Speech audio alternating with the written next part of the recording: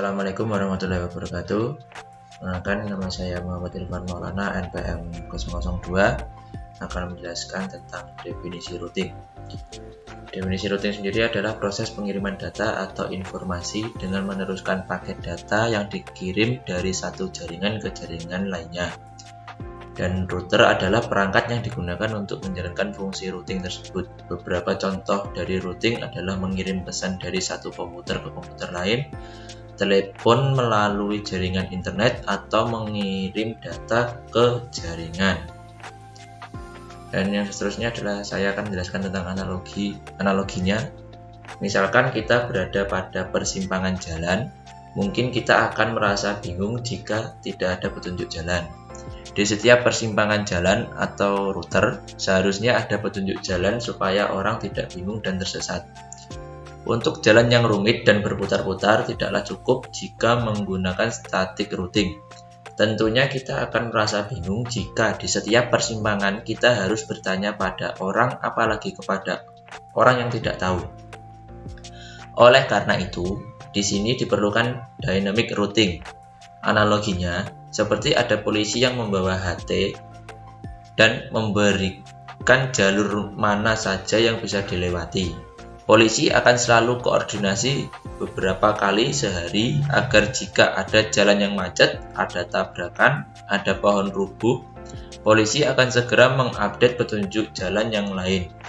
Biasanya, polisi yang bertingkat rendah akan memakai HT yang kita sebut sebagai RIP, yang memiliki jarak paling jauh 30 hub atau simpangan. Polisi yang berada pada tempat yang ramai bisa menggunakan ISIS atau OSPF. Biasanya sudah membawa HP maupun PDA, jadi akan lebih pintar dan cepat untuk melakukan update. Polisi tingkat dunia biasanya memiliki kantor pada persimpangan dan sudah mempunyai peralatan pengacak jaringan seluruh dunia. Ini disebut BGP. Mungkin penjelasan dari saya itu saja. Yang seterusnya akan dijelaskan oleh teman saya. Nah, saya di sini akan meneruskan penjelasan dari teman saya. Yaitu di sini saya akan menjelaskan routing. Dan routing di sini dibagi menjadi beberapa jenis. Yang pertama adalah routing langsung, sebuah pengalamatan secara langsung menuju alamat tujuan tanpa melalui host lain. Contohnya seperti sebuah komputer dengan alamat IP 192 dan 197 dengan alamat IP 192, 197, 13 dan lalu mengirim data ke komputer lain dengan alamat IP 192, 197 dan 12, maka data akan langsung dikirim ke alamat IP tersebut. Dan selanjutnya, routing tidak langsung yaitu adalah proses pengiriman data yang melalui proses pengalamatan yang harus melalui alamat host lain sebelum menuju alamat host yang dituju. Contohnya seperti misalnya komputer dengan alamat IP yang berbeda ingin mengirim data ke komputer lain dengan alamat IP yang berbeda dengan komputer pertama. Sebelum ke host tersebut harus menuju komputer dengan alamat IP yang berbeda juga. Contohnya seperti kita sebut saja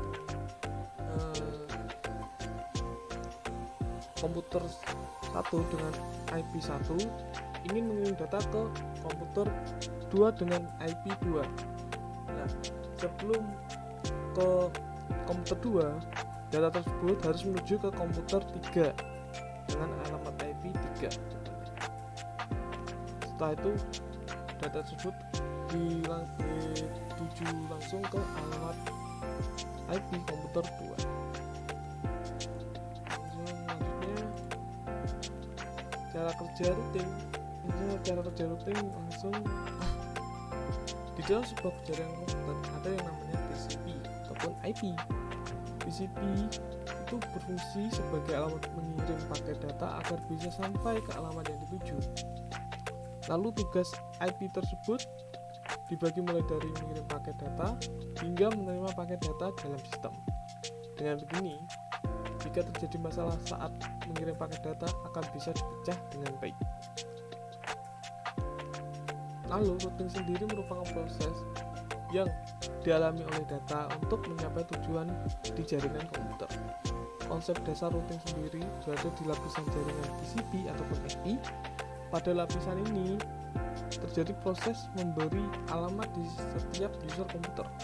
Data-data yang dikirim dari perangkat dalam bentuk datagram, yaitu paket data yang dikenal sebagai IP. Datagram tersebut memiliki alamat tujuan paket kata dikirimkan. Lanjut, manfaat dan keuntungan dari routing itu sendiri. Ini apa sih manfaat dari routing sendiri? Keuntungan dari routing sendiri adalah meringankan kinerja dari prosesor router karena pemrosesan sebuah tersebar pada setiap router.